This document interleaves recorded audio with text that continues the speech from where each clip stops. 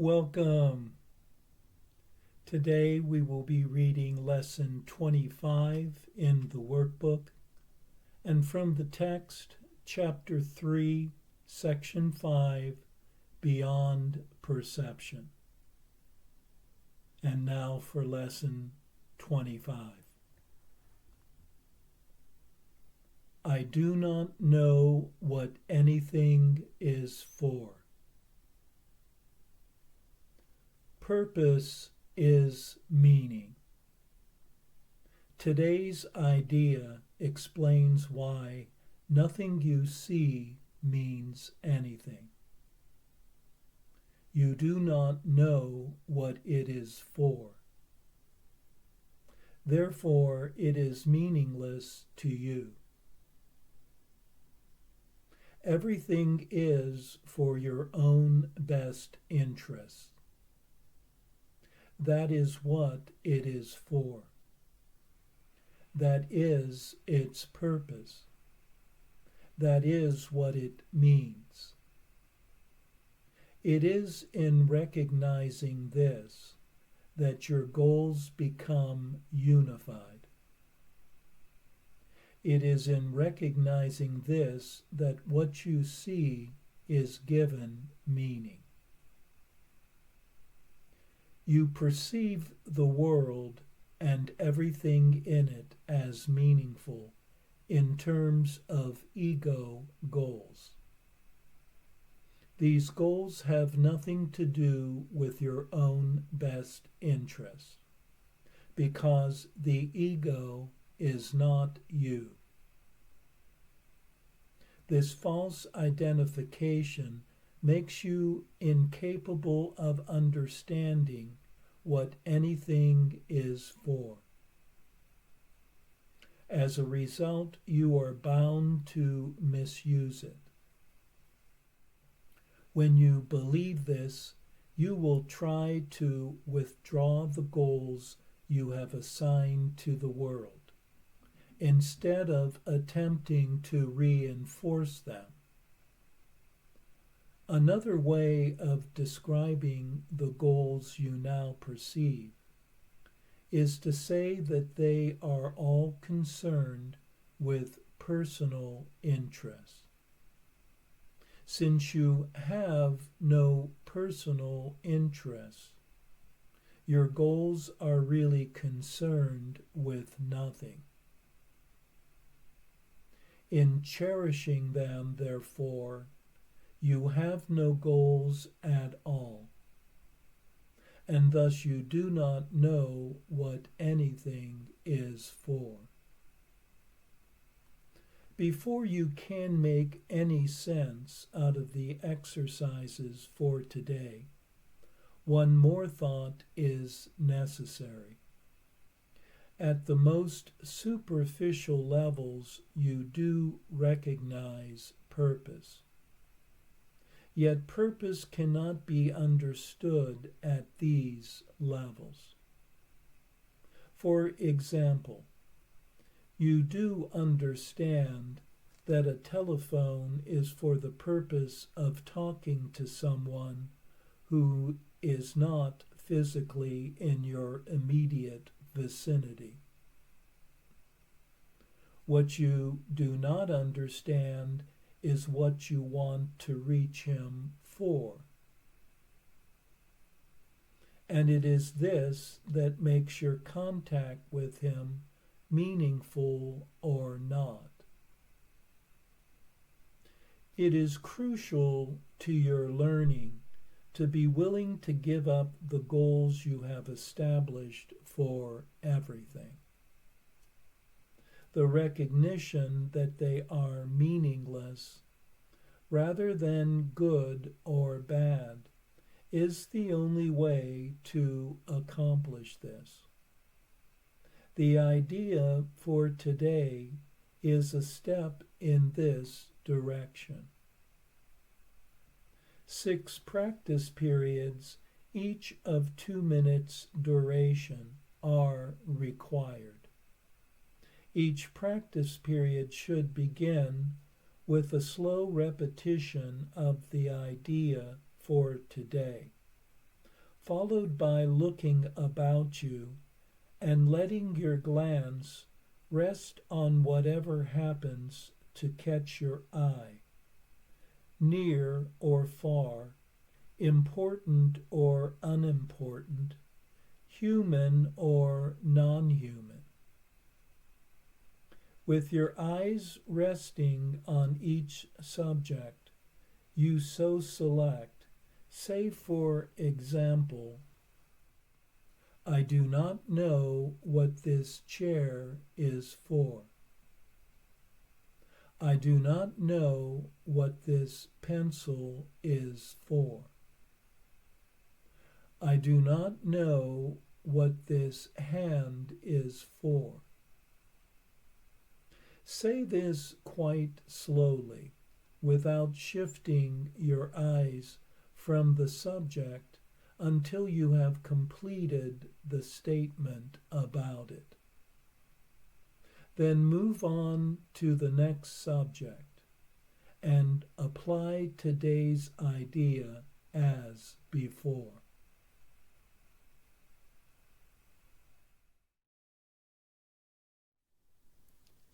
In this lesson, we are told that the reason that one does not know the meaning of anything one sees, which is the idea for lesson 1, is that one does not know what the purpose is for anything one perceives.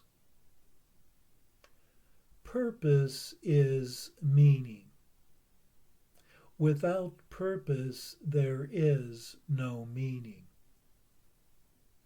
And since the purposes one gives to perception are constantly changing and conflicting and chaotic, they have nothing to do with one's best interests. And this is why it is so important to withdraw one's personal ego goals that one has placed upon the world.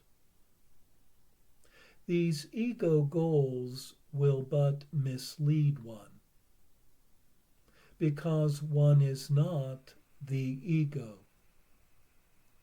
One has merely falsely identified oneself with the ego's separate sense of self.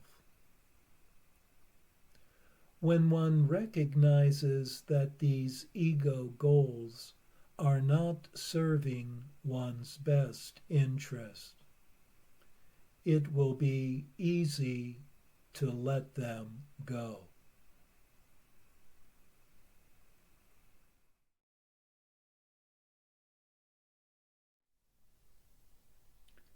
And now for our text reading for today, from chapter 3, section 5, Beyond Perception.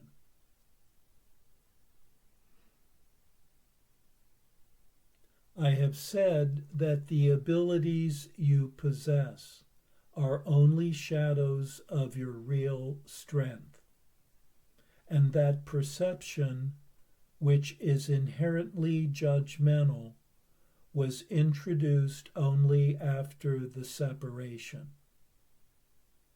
No one has been sure of anything since. I have also made it clear that the resurrection was the means for the return to knowledge, which was accomplished by the union of my will with the Father's. We can now establish a distinction that will clarify some of our subsequent statements. Since the separation, the words create and make have become confused. When you make something, you do so out of a specific sense of lack or need. Anything made for a specific purpose has no true generalizability. When you make something to feel a perceived lack, you are tacitly implying that you believe in separation. The ego has invented many ingenious thought systems for this purpose. None of them is creative. Inventiveness is wasted effort, even in its most ingenious form. The highly specific nature of invention is not worthy of the abstract creativity of God's creations. Knowing, as we have already observed, does not lead to doing.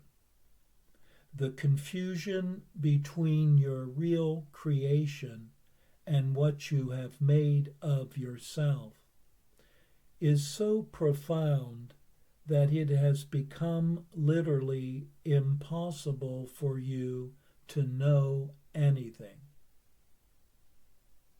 Knowledge is always stable, and it is quite evident that you are not. Nevertheless, you are perfectly stable as God created you. In this sense, when your behavior is unstable, you are disagreeing with God's idea of your creation. You can do this if you choose, but you would hardly want to do it if you were in your right mind. The fundamental question you continually ask yourself cannot properly be directed to yourself at all. You keep asking what it is you are. This implies that the answer is not only one you know, but is also one that is up to you to supply. Yet you cannot perceive yourself correctly. You have no image to be perceived. The word image is always perception related and not a part of knowledge.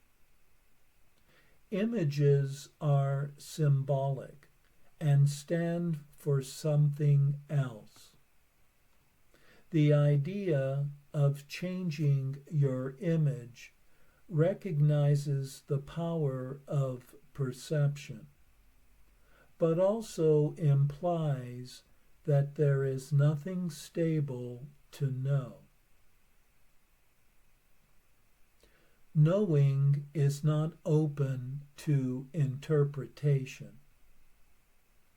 You may try to interpret meaning, but this is always open to error because it refers to the perception of meaning. Such incongruities are the result of attempts to regard yourself as separated and unseparated at the same time. It is impossible to make so fundamental a confusion without increasing your overall confusion still further. Your mind may have become very ingenious, but as always happens when method and content are separated, it is utilized in a futile attempt to escape from an inescapable impasse.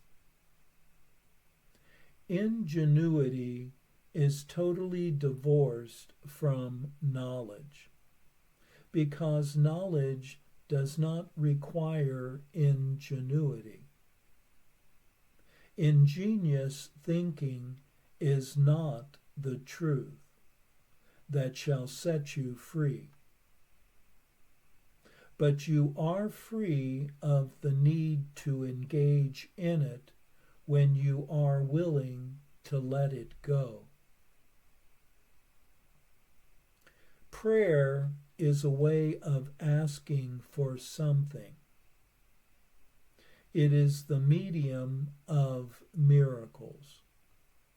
But the only meaningful prayer is for forgiveness, because those who have been forgiven have everything.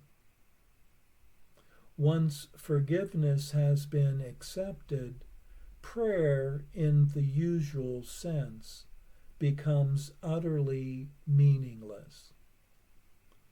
The prayer for forgiveness is nothing more than a request that you may be able to recognize what you already have.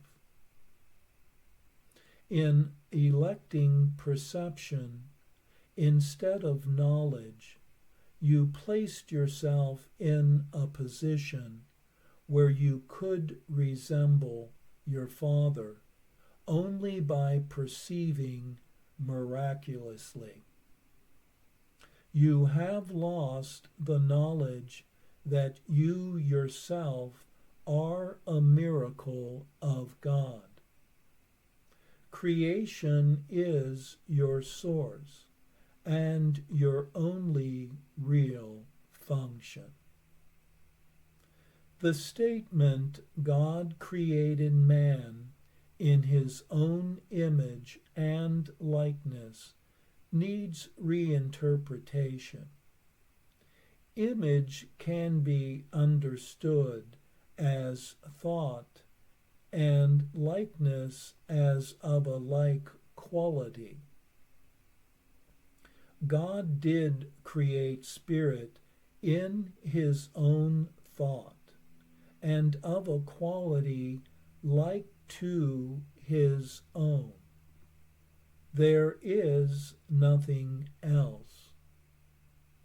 Perception, on the other hand, is impossible without a belief in more and less. At every level, it involves selectivity. Perception is a continual process of accepting and rejecting, organizing and reorganizing, shifting and changing. Evaluation is an essential part of perception because judgments are necessary in order to select. What happens to perceptions if there are no judgments and nothing but perfect equality? Perception becomes impossible. Truth can only be known. All of it is equally true, and knowing any part of it is to know all of it. Only perception involves partial awareness. Knowledge transcends the laws governing perception, because partial knowledge is impossible. It is all one and has no separate parts. You who are really one with it need but know yourself, and your knowledge is complete. To know God's miracle is to know Him. Forgiveness is the healing of the perception of separation.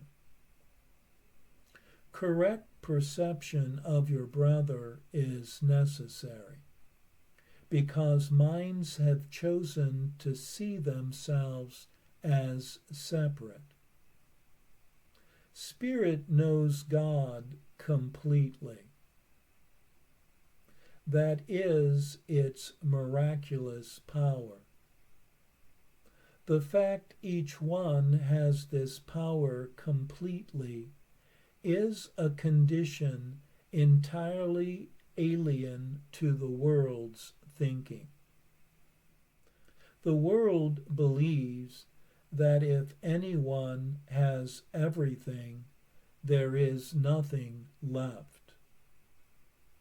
But God's miracles are as total as His thoughts, because they are His thoughts.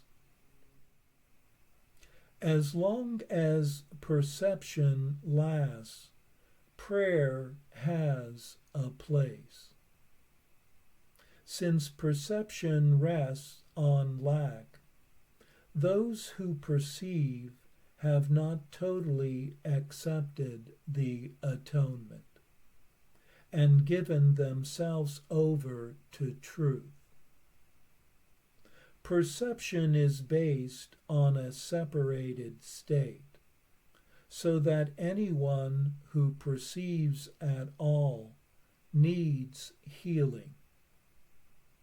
Communion, not prayer, is the natural state of those who know.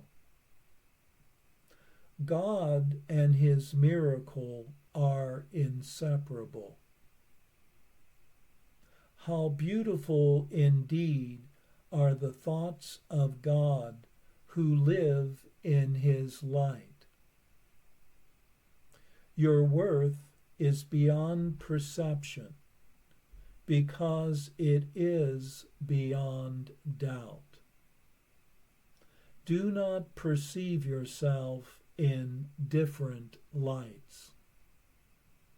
Know yourself in the one light, where the miracle that is you is perfectly clear.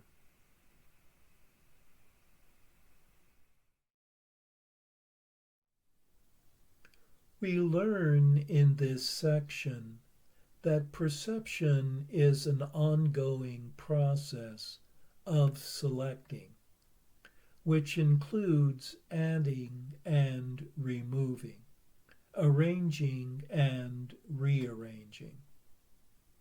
It is highly interpretive and forever changing. It constructs images that are symbols which stand for something else. Perception occurs in separation, and hence everyone who perceives requires healing. Forgiveness heals by correcting the perception of separation. In prayer, one asks for things, and this is the means for miracles. The only meaningful prayer is to ask for forgiveness. For the forgiven know that they do not lack, and thus they have everything.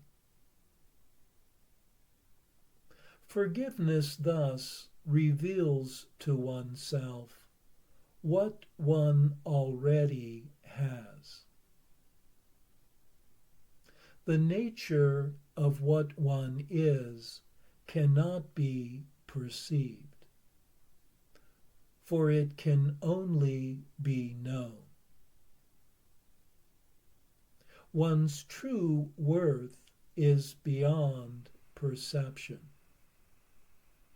One has mislaid in separation the recognition, the knowing that one is a miracle of love.